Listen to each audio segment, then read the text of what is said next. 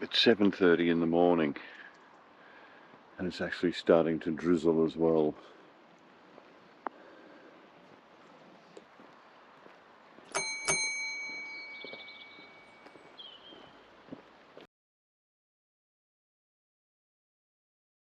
It's YouTube sensation size.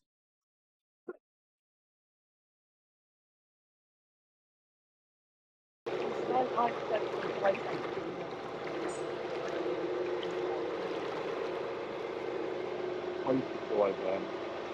went, well, what about these other things? I said, don't go stopping. And I saw that, I'm like, and literally everyone else is sitting there having a lovely dinner. Yeah.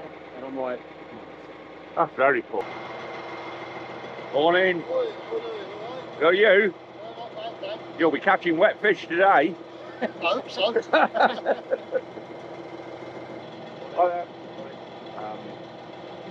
It'll go right down.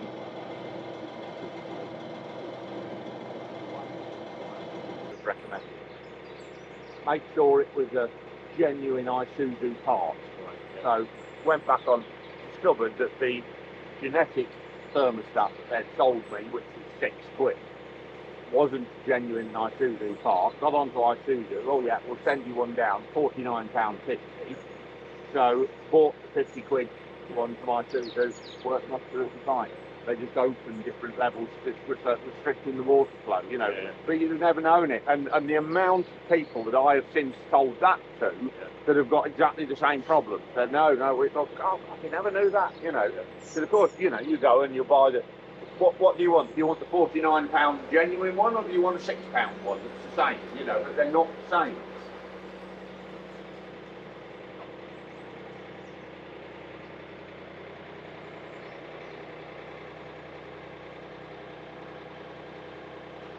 Going too fast round the corner.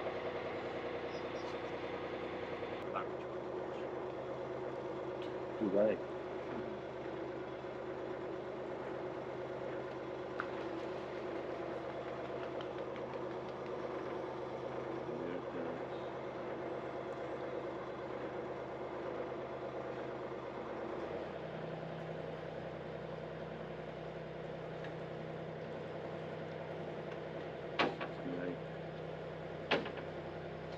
Is where I got the flat tire. I told you, yeah. I was on the bike. My shirt. I'll wait there and I'll get it off you when you bring it in.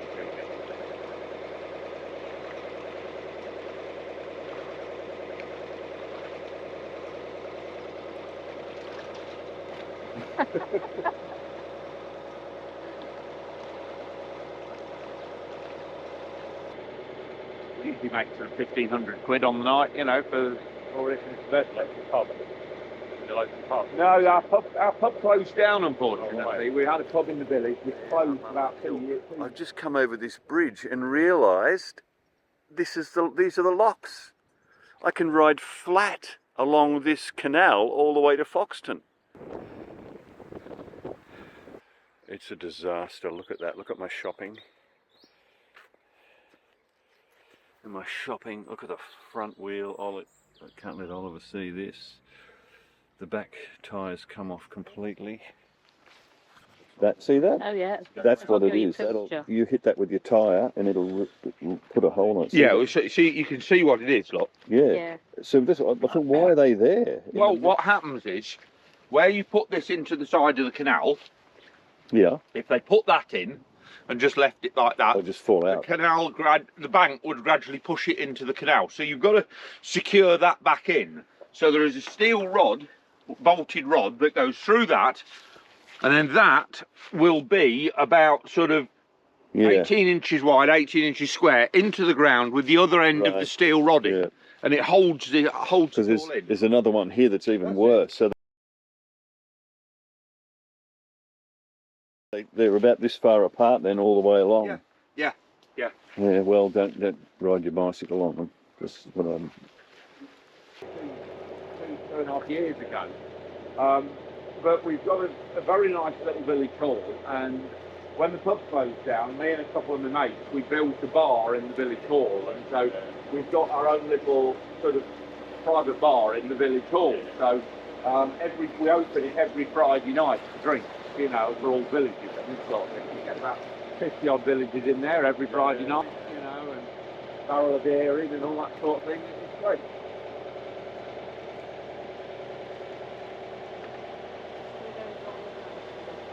Okay, right, we've got to.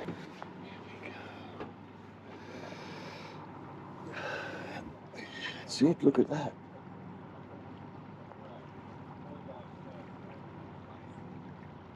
Hello. October weather comes back. It's lovely, isn't it? Beautiful up until today. Yeah.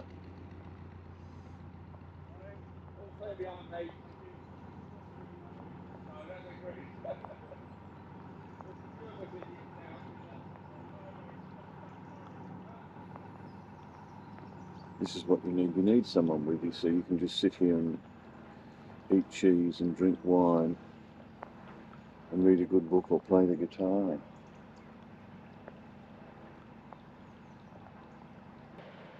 Hello. It's lovely up here. Quiet. You have no fear. Get out of the way. You're not going to get out of the way.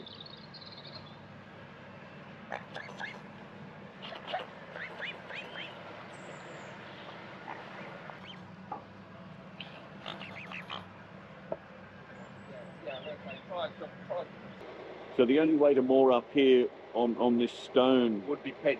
edge is the pins. But and I personally wouldn't moor up here. It's a very tight corner. Yeah. You're restricting it for everybody else and asking your boat to get in. Sort of thing. That's a nice line, Alex. You've got plenty of room here. If another boat comes around the side, you know, you're not right in the edge. You've got plenty of room for another boat. Plenty of water under us.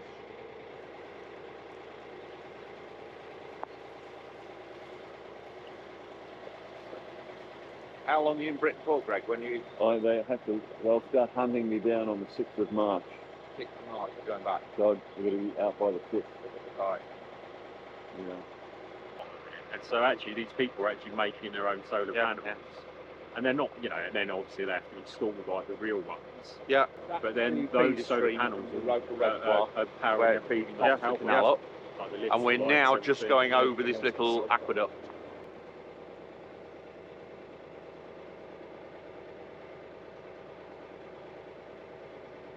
It's not easy to keep it a straight line without the wing. Oh yeah. What do you think that is? Sluice area, so if they needed to drain the canal, they would put stops in at various places and they could then open that and drain the canal into the stream. You'll see that there's a couple of slots in the bridge, in the concrete on the side, and there'll be a big pile of wooden boards there as well, and you can drop those down in the slots, and then they put a plastic sheet on it, and then they'll drain the water out one side and hold in the other side. When would these have been dug? Were they originally creeks that they followed the line of? Or They're called contour canals. They followed the lines of the contours of the earth, so that is why they're so windy, because instead of like, you know, go round round with the contours rather than across, yeah. in a straight line. I think this one was dug late 1700 something. early 1800s. You know when the first canal was started, and where and why? It would have been in London, do you think? No, I think it was abroad before Britain. I think it was in Europe. I think the canals were, and well, you know, even the Romans had certain types of canals, didn't they? Yes. Using viaduct, the Roman. The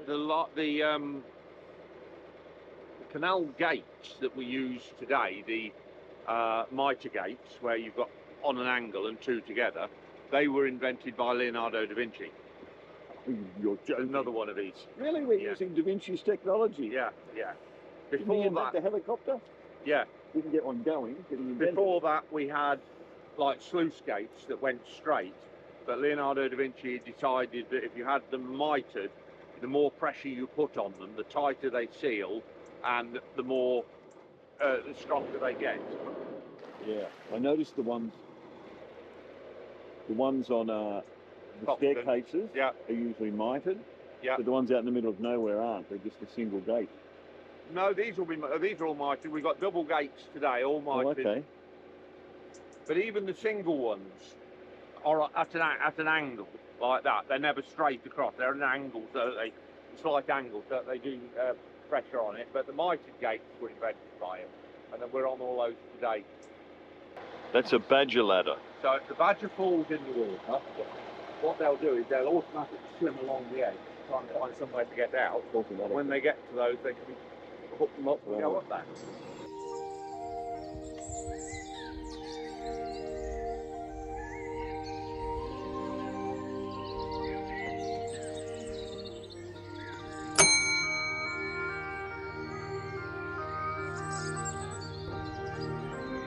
So I just want you to take it in, do a turn, and then we'll carry back on that direction as well.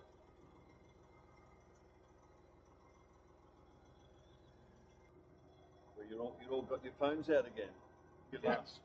Your last will and testament, is that it?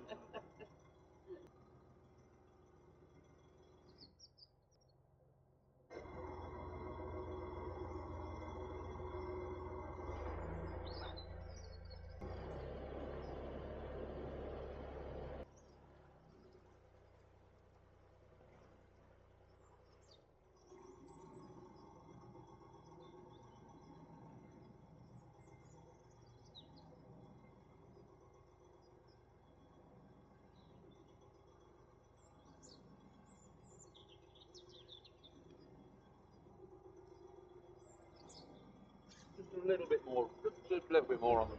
That's it.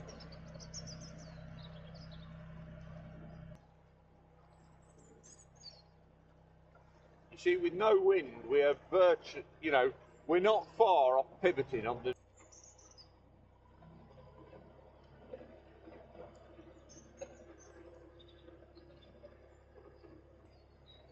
think we might. I don't know whether we might have caught something around the prop on that.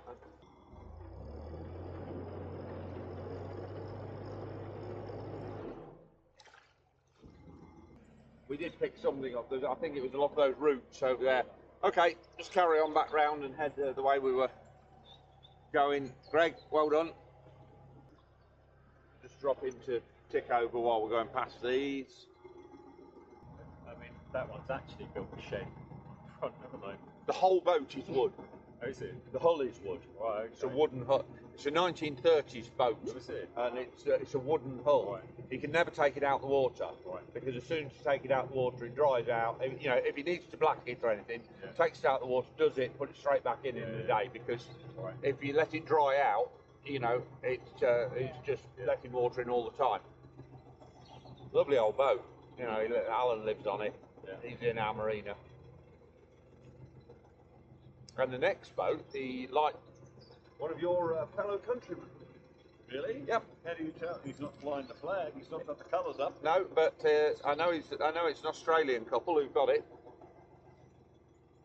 There's quite a lot of boats over here owned by Australian people who come over for 3 months to get on their boat and off they go. For 3 months. Well, and because there's something that's not in Australia at all. Yeah.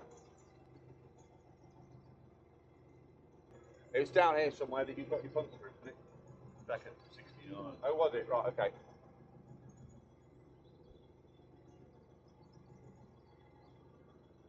Is there any order to the numbers? Every boat's got a unique No, number. not. I've asked several people this, and nobody's been able to give me a definitive answer because so many of them start with 5. Yeah. What are we? Yeah, we're a 6-digit number starting with 5. Yeah. This is a 6-digit number starting with 5. My boat is a 6-digit number starting with 5. So I said, I said to somebody, does 5 signify like an area? Yeah. And then there's the number. No, don't know. It's Yes. 50999. Yeah, because mine's 5-digit number, but it's like 78232. yeah. 5 and 7s are often. Right. They're often started with, and then there's some that you never see them starting with a number. So Yeah. we're heading towards. We've got the bridge here, then we've got the tunnel. Yeah. So if you were on your own, you would pull in at a mooring, probably at this bridge, and just go and check your tunnel light is working. Right, okay. Always check your tunnel light's working before you get into the tunnel. Yeah. Worst thing is that you get in the tunnel, oh Christ, the night light's not working, you know, then you're either trying to reverse out or you're in a real mess with it. So always work to carry plenty of torches on board. If your tunnel light does go out, you've always got a torch you can grab and do it on that. So Caroline, would just check, nip forward, just check our tunnel light is still working. I'm sure it is, but everybody has a tunnel light on the front. Some people, myself included, I have a second magnetic tunnel light that sits there and does the back, shows the backboard of the boat. Some people like to put all the lights on in the boat and leave the curtains open but shut these doors so you've got light going out the boat. It's all a matter of personal choice sort of thing. This is a tunnel that we can obviously see the other end, but you'll get into Crick Tunnel, you can just see the other end. Braunston, depends, most days you can't. Blissworth you can't.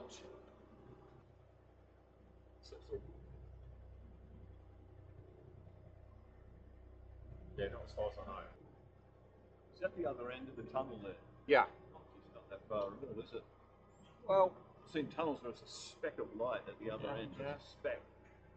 you'll be surprised when you get in it. The first sign that we come across is always the safety sign that tells you extinguish all naked lights except for your pilot lights, no cooking as you go through, what to do if you have an engine problem going through the tunnel and all that sort of thing. Remain inside boat profile, i.e. don't stick any part of your body between the boat and the wall if it's going to hit. Is that light on? Did we leave that on? No, we'll switch it on when we get there. The second sign is for each tunnel, so that will give us the direction of the tunnel, the length of the tunnel, how long we're going to be in there, whether it's one-way or two-way traffic. It's two-way. This is two-way traffic. Yeah, it's quite wide enough. If you've got a wide beam boat, we haven't passed any wide beams so far, we might well do a bit later on, but if you've got a wide beam boat, wide beams have to book passage through the tunnels. So they have to ring TRT and say, can I use the Saddington Tunnel? And they will say, yeah, 8 o'clock tomorrow morning. If you've got crew with you, you will have to send a crew member to the other end of the tunnel to stop anybody else coming in. If you haven't got crew with you, Canal and River Trust will send somebody out to go and stand at the other end of the tunnel and stop them coming in. Should you slow down in the tunnel? No, you can just carry on your normal cruising speed through the tunnel. Stick in the centre of the tunnel if there's nothing else coming, like there's nothing at the moment, so... It's nearly a kilometre, isn't it? It's 800 metres. So, yeah. So stick in the centre of the tunnel. Try not to focus your eyes on the end of the tunnel. Really, that's the first thing I would have done. Try to focus, when we get in there, you'll see an arc of light with the middle of the front of the boat. Try and keep the front of the boat in the centre of that arch. Centre of the arc of light. Because although from here it looks absolutely dead straight all the way, it's not. It's quite wonky. If you're focusing on the far end, that's when you suddenly move over and start hitting walls. You'll have on the right hand side, you'll have a wooden rubbing strake with a chain all the way underneath it, just in case anybody goes in the water, you've got something to hang on to. There's nothing on this side.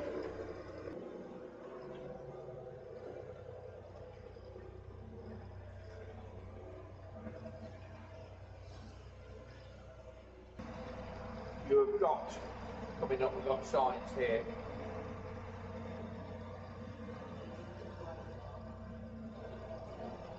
shows you how far you're into the tunnel, and there'll always be an arrow showing you which is the quickest way out.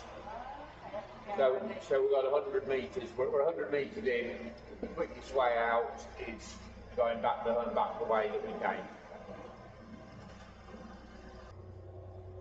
I know there was a story that when it was being built, the navigation in which I used to keep at Kilby Bridge, there was a piece in the history books about that the navvies all barricaded themselves into the pub and refused to come out the pub until they got a wage rise, and the Sheriff of Leicester had to be sent for to come and sort them all out. How far do you think we're through the tunnel now? That's what I'm saying, it's not getting any bigger at the other end. It's just on the halfway. Just coming at the halfway point. There you go. 400 metres out that way. Centre of the tunnel there.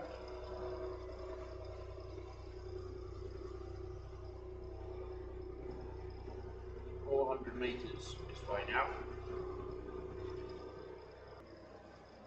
What are you saying? It's like 3.5 miles. Yeah. Yeah, and it's single as well. Right. So, and very low. They'll measure the height of your boat before you go in to see if you can get through, and you probably have to take the chimney off or something like that. And you have to really duck your head in it. I doubt very much whether we will pass anything today, but if you did come to pass something in the tunnel, number one, they look a lot closer to you than they actually are. You'll see the light and you'll think, oh, we're really nearly on it. Well, it's probably 100 yards away. So, but when another boat is coming, you just slow down, as slow as you can possibly go, keep tight over to your side, and you just inch your way past each other. You know, you would slow down to as slow as you can. The only thing that does happen occasionally, when you pass something, you get stuck on the wall. Yeah. Now, because of the way the propeller works and sucking water in the boat, the propeller is constantly sucking you against the wall. Yeah. And you are, if you try to get away from it by moving the tiller and going forward, you will just slide down the wall and scratch the boat and do whatever. The thing to do is stop and then give it a burst of reverse, and it will pull the back end away, and then you've got the facility you can actually, you know, steer out of it again. But don't try and just keep pushing on down the wall, because you will just stay stuck to it. Early mornings and evenings, you can often see the bats just sitting on the boxes. Yeah, that's what these are up here, they're bat boxes. You can sometimes see them sitting on it, but kill your tunnel light as soon as you come out, and get in the habit of killing it as soon as you come out the tunnel, otherwise you forget and just leave it on. Someone will tell you, hey, you've got your tunnel light still on.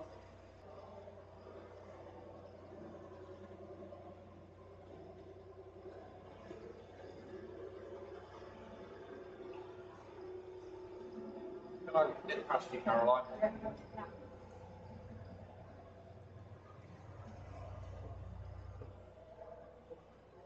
Fresh air again. Smell of diesel. I think I could take it 2 hours.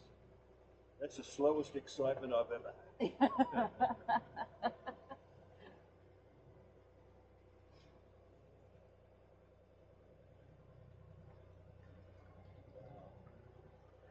It didn't look that far, did it? You look back now and look through the tunnel. Yeah.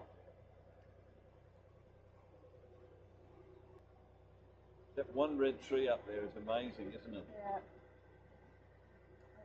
You can see that from the other end of the tunnel.